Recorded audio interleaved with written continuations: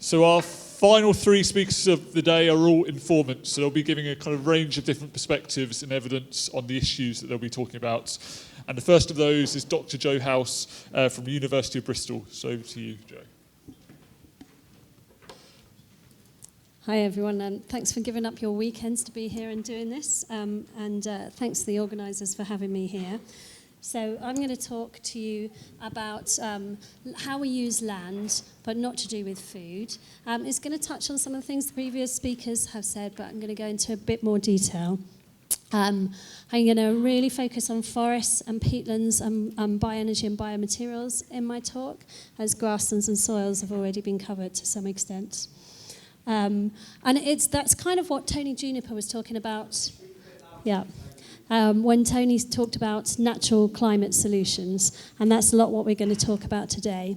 So my key messages for you is that the land is already storing and taking up carbon. There's loads of carbon in our soils, more than our soils actually than in the vegetation, and about half of that's in peatlands. And they provide all these different services for them. But without protection, that soil carbon, that carbon in the plants can be lost very, very quickly and sometimes irreplaceably.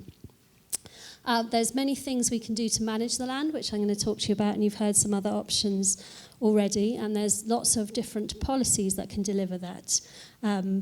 But we are a small island and we only have a limited amount of land.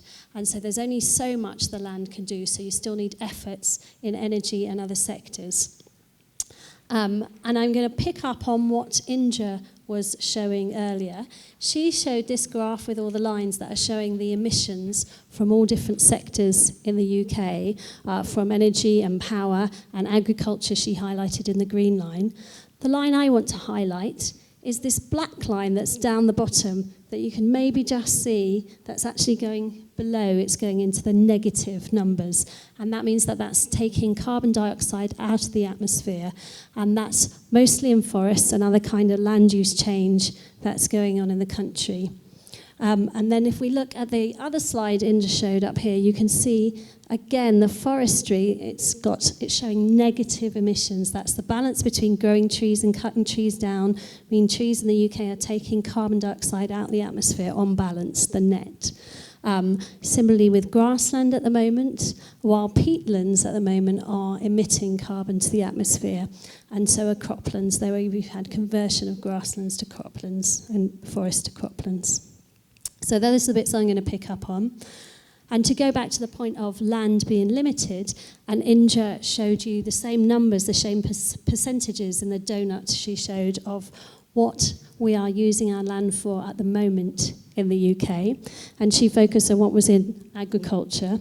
I'm going to focus on what's in forestry, which is about 13% of our land area currently.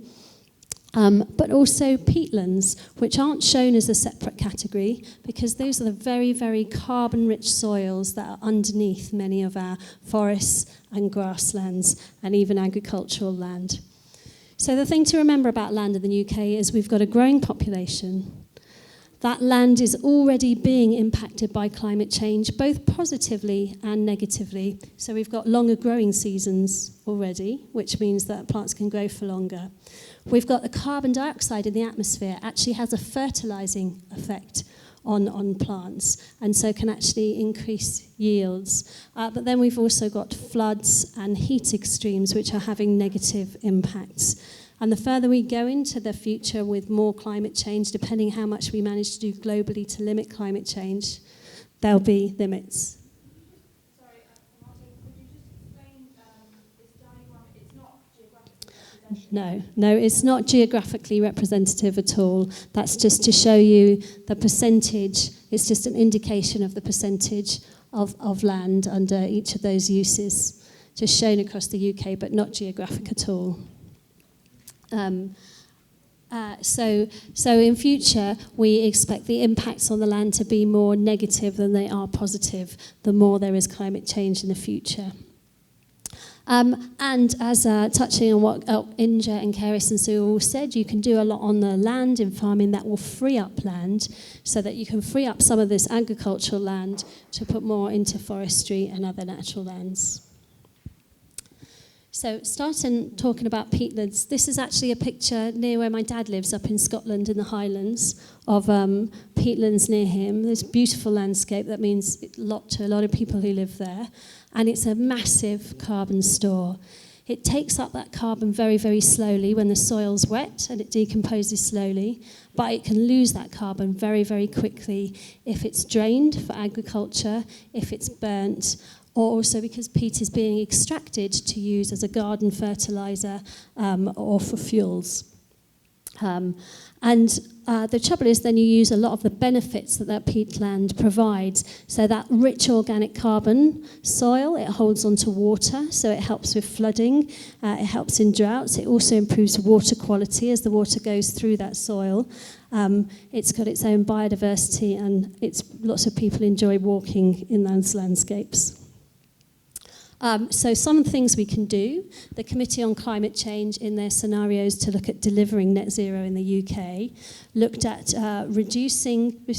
restoring upland peats, restoring half of all upland peats, and about a quarter of lowland peats. And that still leaves some peat for agriculture. So, for example, the production of salads on lowland peats, you lose about 1 to 2 centimetres of soil a year. But this still allows for some agricultural productions. It talks about banning rotational burning and peat extraction for sale. And it talks about restoring peatlands. And there's already grants for peatland restoration, but more could be done. A lot of the peatlands are owned by water companies, and they could be mandated to restore them. Lots of people own peatlands that are sites of special scientific interest that could be supported through different financial incentives, like carbon trading, and through public funding. Forests can remove carbon a lot quicker than peatlands and store it in trees and in their soils, but they can also lose it very quickly. This picture at the top is actually not a UK forest, it's in Borneo where I did my fieldwork when I first was doing my undergraduate degree. And what I like about this is you see the connection with the water cycle. You can see the mist rising off of the forest, that's cooling the forest, and it's also recycling the rainfall. So trees can be quite important for preventing floods, and there's UK programmes now to plant trees to deal with flooding that we've been seeing across the UK. They can cool and shade, and that's been important in France, where they had the heat waves in 2013 and many people died. They've been planting trees in the cities, and this time the heat wave was not as bad. There were more trees in the city, people could go and get shade.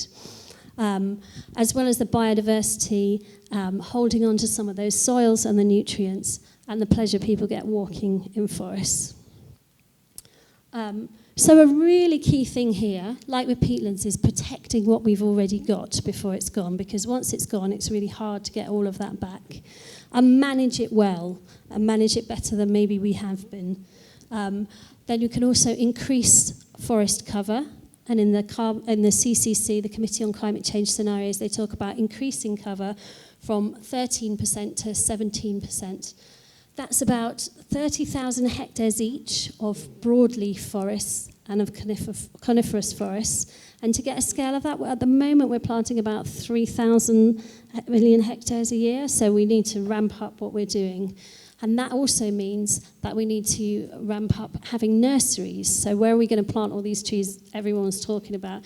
We need the nurseries to produce the tree seedlings to get out there and plant them. And we need to be doing that quickly, because trees take a long time to grow. They take 30 to 70 years to grow to the rotational cutting of them. So this is something we need to get on with now. And we can get on with now, and this will start taking carbon dioxide out of the atmosphere straight away. So this can be supported by financial mechanisms, again, like carbon trading, having a price for carbon, paying for it to be done, through public funding, particularly where that planting is supporting the non-carbon goods and services, these other services that we get out of trees, and through different kinds of environmental regulation. Particularly things like sustainability criteria, which I'm going to come back to in a minute.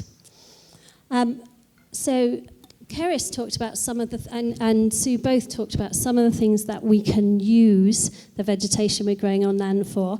we can use timber to substitute for other high carbon emitting materials. So cement emits a lot of carbon, it uses a lot of energy and emits a lot of carbon dioxide.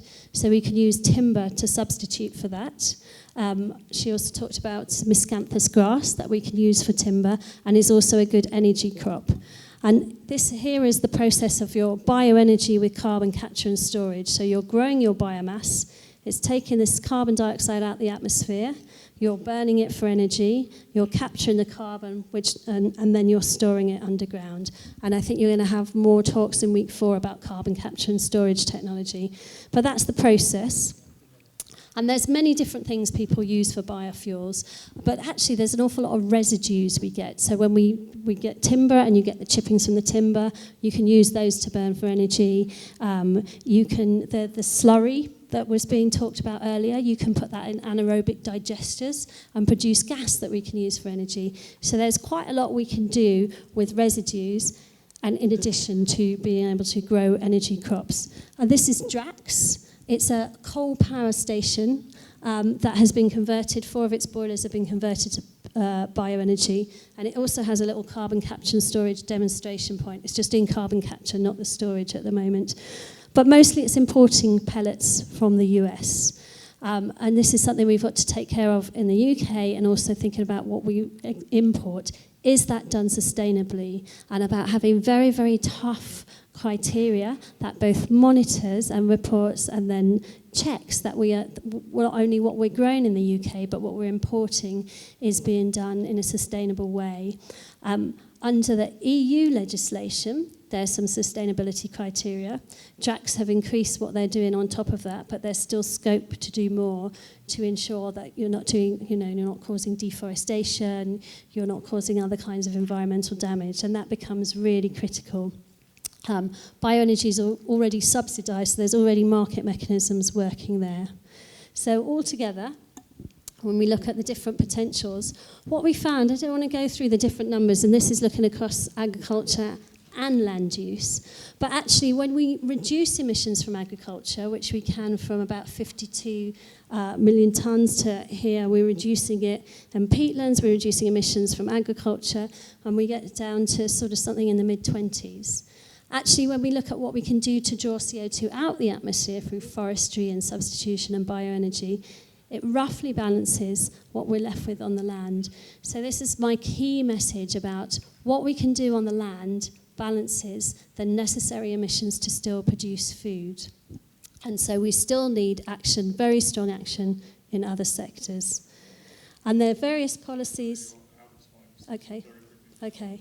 So there is existing policies under the Common Agricultural policy when we were in Europe, but we're now moving into our own out of Europe, and we can look to the Environment Bill and the Agricultural Bill include public payments for public goods, and that's doing things like supporting farmers to do some of the things we were talking about, and landowners.